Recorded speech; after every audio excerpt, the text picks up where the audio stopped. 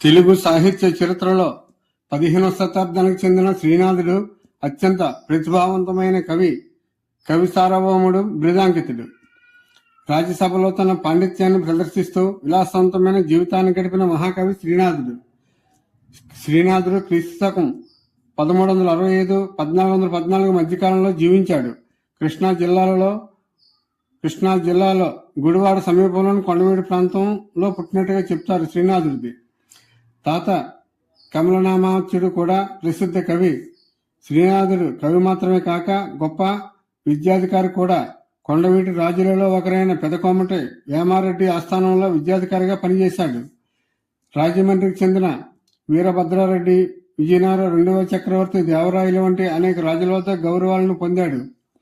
శ్రీనాథుడు విజయనగర రాజ్యసభలో గౌడ డిండెమ్మబట్టు అనే ప్రసిద్ధ పండితుడిని తన వాదనతో ఓడించాడు.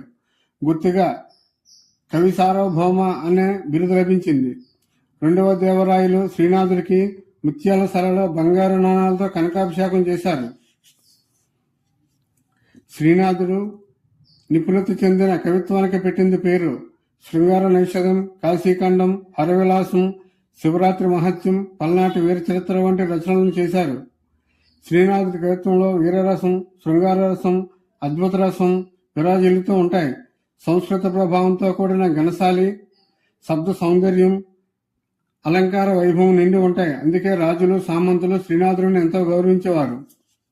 శ్రీనాథుడికి అపారమైన ఆత్మవిశ్వాసం, తన ప్రతిభపై గట్టి నమ్మకం, కొంత గర్వం ఉన్న కవిత్వంలో అసాధారణమైన ప్రతిభ కనిపించేది. శ్రీనాథుడు కవులకు రాజ్యసభల్లో గౌరవం పెంచాడు. తెలుగు భాషను గంభీరమైన మహాకావ్య భాషగా తీర్చిదిద్దాడు. తరువాత తరాల కవులకు మార్గదర్శకుడు అయ్యాడు.